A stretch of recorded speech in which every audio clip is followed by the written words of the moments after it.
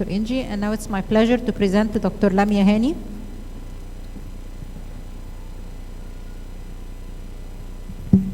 ممكن أقول بس إضافة بسيطة في الحالة اللي فاتت؟ ممكن؟ هم مش سامعيني؟ هو أنا كنت الحالة اللي فاتت كان واضح من الصور بتاعة المورفولوجي even من قبل ما أعمل البي سي ار ايبل إن في إكسترا مورفولوجيك فيتشرز موجودة جنب البلاستس. البليتلتس كانت كتيرة which is بيقول لي إنه ممكن يبقى في which is مش المعتاد في حالات الأكيوت لوكيميا إن أنا ألاقي البليتلتس كتيرة، فبيخليني افكر انه ممكن يبقى في underlying myeloproliferative disorder، وخصوصا انه الليمفوبلاست ممكن تيجي في 25% او up to 20% من الحالات بتاعه اللي هي chronic myeloproliferative disorder. وكمان البيزوفيلز الكتيره اللي كانت موجوده برضو كانت باينه في الصور بتاعه الحاله، برضو كانت من المورفولوجيك ايتمز اللي هتخليني اميك ماي مايند مور. الفيرست برزنتيشن كان فيه ثرومبوسايتوبينيا. اصلا كنت شايفه في الصور الفيرست برزنتيشن كان فيه ثرومبوسايتوبينيا، ما كانش فيه ثرومبوسايتوز. طيب نقول ان البيزوفيلز واحده من انا قصدي ان هي مش شرط تكونفيرم ان انا اون توب اوف مايلوبريتيف، بس تخليني افكر ان انا ادور ان هي احتمال تكون في اندرلاينج كونديشن غير الليمفوبلاست.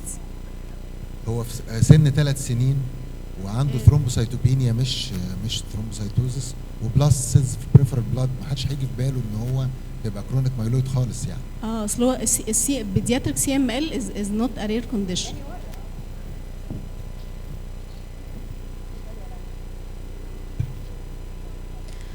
Good evening. I'm Lamia Sulaiman.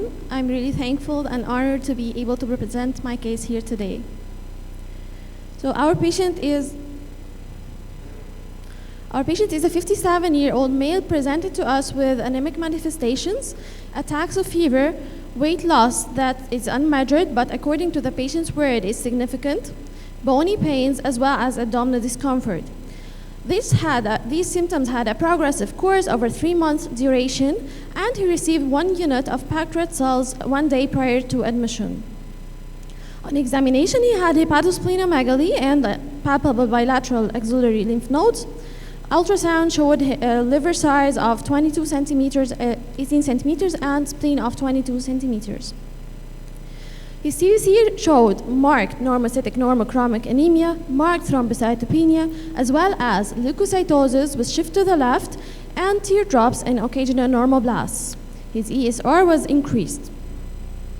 Here we can see the shift to the left as well as teardrops.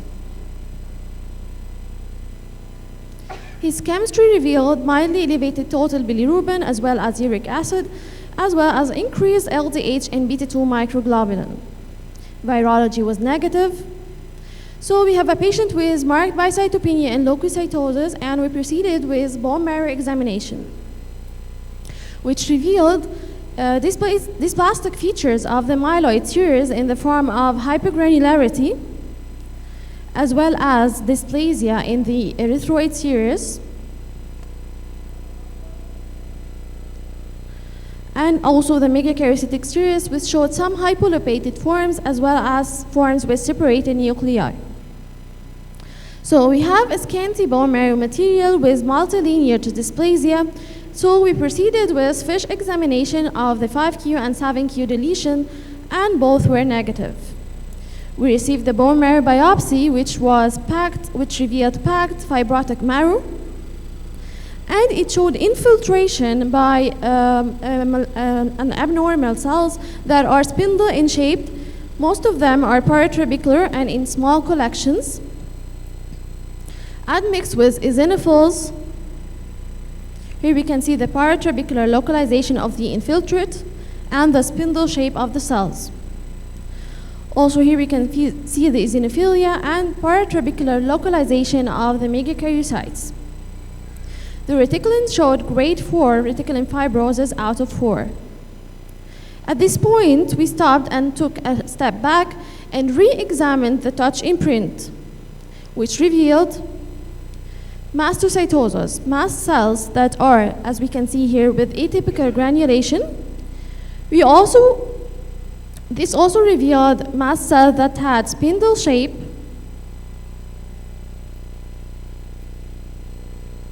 and on the Giemsa stain, the granulations of mast cells were very obvious. We performed flow cytometry, although we had scanty material, and this revealed a positive CD117 population. By further gating on the CD117 positive population, we found that there is dual positivity of CD25 as well as CD2. These are the characteristics of the atypical or aberrant mast cells that they express both CD25, CD2, and or CD30. And this is considered a diagnostic criteria according to the updates of the WHO. Then our patient performed KIT mutation, which was negative.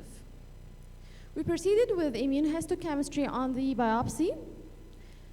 CD117, CD2, CD30, and CD25, and we found positivity in the infiltrate in the CD117, CD25, CD2, and negative expression of CD30. So according to the updates of the WHO, these are the diagnostic criteria of systemic mastocytosis. And our patient fulfilled the following: multifocal infiltrate of dense mast cells, more than 15 per collection in the bone marrow biopsy, as well as more than 25% of these mast cells had atypical morphology and had spindle shape in the bone marrow biopsy. Also, the expression of CD2 and CD25 were positive.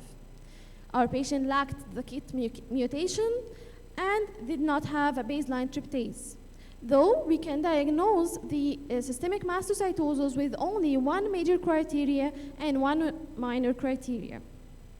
So we finally have a diagnosis of systemic mastocytosis for further classification. The updated classification of the WHO of the systemic mastocytosis included bone marrow mastocytosis, indolent and smoldering mastocytosis, and these three are categorized as non-advanced mastocytosis. And we also have the aggressive, mastocytosis with associated hematological neoplasm and mast cell leukemia, and these three are regarded as advanced mastocytosis.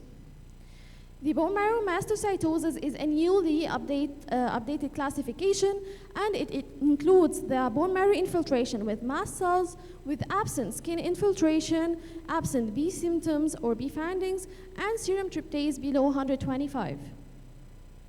The B findings are given to assess the burden of the mast cells, while the C findings are to assess the organ infiltration. Actually, we had a patient with a dysplastic features, so could we rule out that this is systemic mastocytosis with associated hematological neoplasm? We couldn't, because we could not perform all the necessary molecular and genetic studies to exclude that this is a clonal dysplasia. 5 to 10% of the patients with mastocytosis have negative KIT mutation, and this is due to the low sensitivity of these tests, as well as presence of other mutations in the codon 816. Finally, to diagnose a patient with mastocytosis, we need to have the following: serum tryptase, which we lacked in our patient, bone marrow examination, peripheral blood, or if in case of any extra cutaneous infiltration, and molecular testing of the KIT mutation. And in case of eosinophilia, we should perform platelet-derived growth factor receptor mutation. Thank you.